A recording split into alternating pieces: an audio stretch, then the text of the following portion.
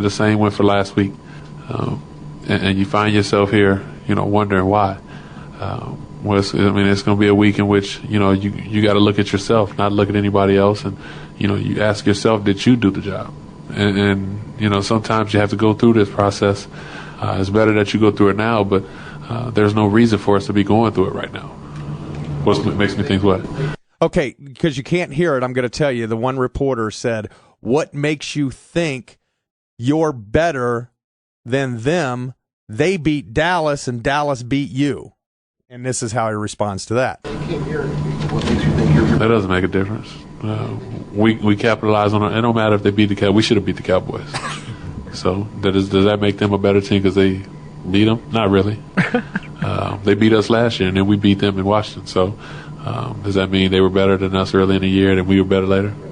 No, I don't see it that way. Okay, John, when I first heard this clip, a lot of things started to make sense to me. Oh, really? All right, because, you and I, we've talked about it, and by the way, the dozen people who came out to the Pal Talk chat room to hang with us last Wednesday night. A couple dozen. Well, at one time. I think there was maybe a dozen at once. Yeah. But whatever it was, thanks for coming out. We'll do it again. We're going to do it every Wednesday night, 10 o'clock. Yeah. Get to paltalk.com, get in there. And come on in and find the sports section and find our Bang Cartoon Radio room. And for you British guys, make sure what you do is you go to bed at 7 o'clock, set your clock for 3 a.m., and get up. We're worth it, right? Tilliard's going to do it. Right, John Tilliard. Yep. Former show mascot John Tilliard. He'll be in there. You can meet him. He might even sign a virtual autograph through the chat room.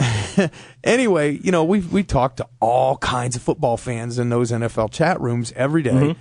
And there are a couple in there who just...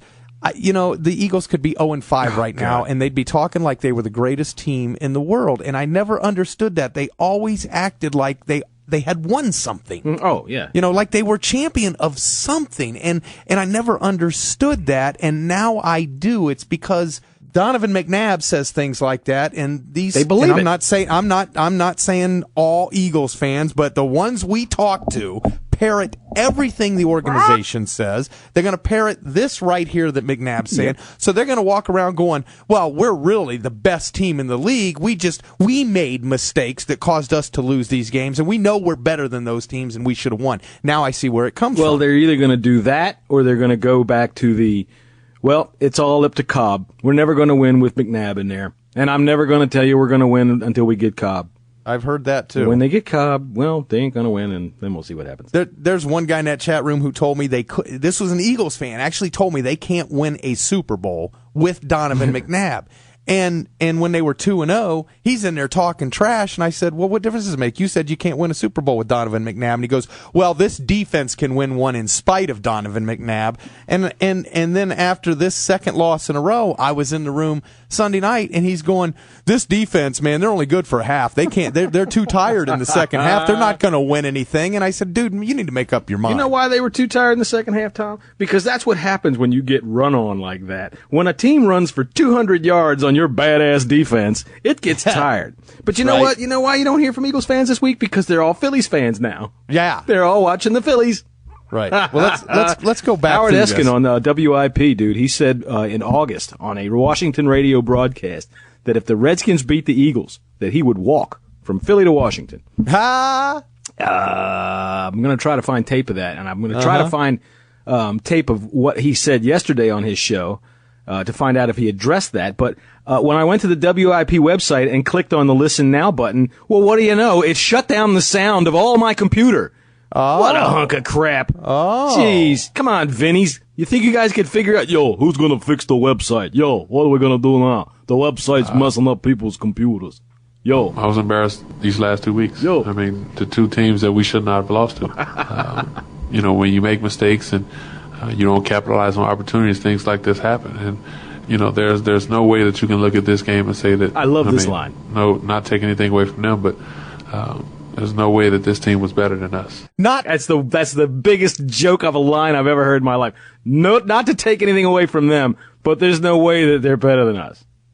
That's right. Skip Bayless said it, A lot of people have picked us to win the NFC, and rightfully so. Right. I'm doing it for McNabb. Right. Yeah, they can't be better than us. Did you hear that, what Skip Bayless said? Let me tell you something, Tom. All right. There's two things in the NFL that are a lock. Number one, When the Seahawks come east and they play a 1 o'clock start, they get wiped up.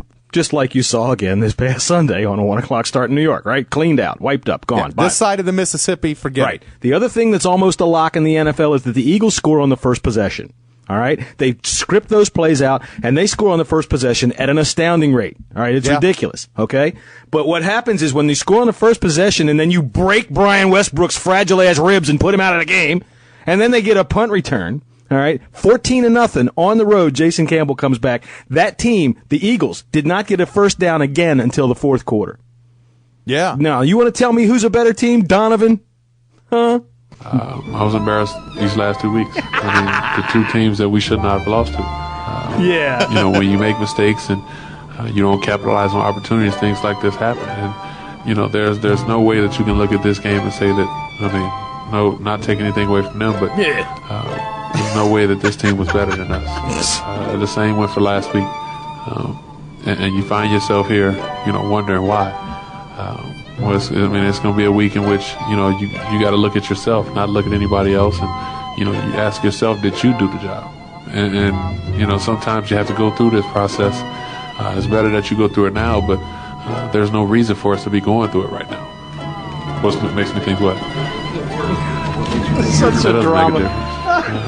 We capitalize on it. It don't matter if they beat the Cowboys. We should have beat the Cowboys. So does that make them a better team because they beat them? Not really. They beat us last year, and then we beat them in Washington. So does that mean they were better than us early in the year and we were better later? No, I don't see it that way. You know, John, I was just on, I'm sitting here on VegasBusters.com. Oh, yeah? And great site, by the way. Did they give odds as to whether Donovan McNabb would cry after that loss or not? Well, the thing I'm looking at here, just to check, because based on what Donovan was saying, I wasn't sure. And you know what? No, it says here, if you don't score more points, you lose, and you're not the better team. So I'm sorry, he's wrong. Yeah, Donovan. Go look it up in the encyclopedia.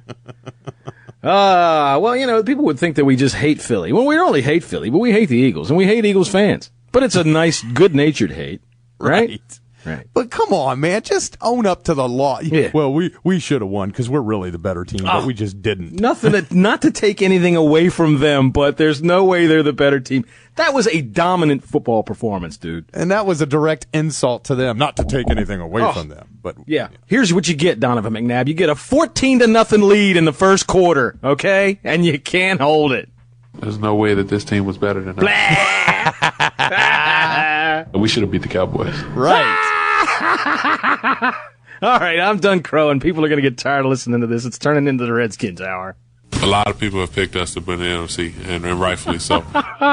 Hey, Fred Smoot, what do you think about Donovan's comments? Pass the biscuits. Yeah. Right. Pass the biscuits, yo. Stays down on the loser end of the table. Oh, dude, did you see the link I sent you? I just sent you an email that had a link in it. Fred Smoot is going to start doing a video blog.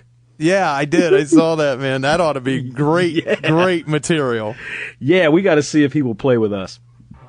All right, let's, like you said, it's turning into Redskins hour, so let's move on into Cowboys hour. No, okay. Actually, I want to talk a little bit about Chad Johnson, and we all remember this comment. This week, to show my respect to Dallas and its owner, Jerry Jones, I'm going to score, and I'm going to kiss the star. And I'm telling you, I'm not being rude about anything. I'm going to kiss the star. And it's going to be fun. Yeah, well, you need to score, Chad. Hey, by the way, the Bengals add another one. Linebacker Darryl Blackstock suspended for steroid use. You know, you'd think that if you did steroids, you'd be better. They are terrible. Dude, I'm watching that game the other day, and I'm watching Dallas just try their best to choke it away. Oh, God, I know. They just laid down. Hey, we got a quick early lead, and they laid down. All right? Oh. And I'm watching Cincinnati was completely inept. I'm watching Ocho Cinco there running out while frickin' Dildo throws a post. You're right. I'm thinking, what the hell are you two people? I mean, they don't even have, they're not even close to on the same page. Oh, they're a mess. They are man. horrible. That team is a disaster. They had every opportunity to win that game, and Chris Perry fumbles. Dude, did you see how he was holding that ball? That's how, remember when your kid was 4 years old and you give him a football? That's how he held it, up under his belly like that with the back end of it sticking out. I'm looking at this thing going, what is he doing? Well, but you got to understand, Bang. He's a Michigan Wolverine. Yeah, you know what? Until Penn State beats him in the Big House this year, I ain't saying shit about the Michigan Wolverine.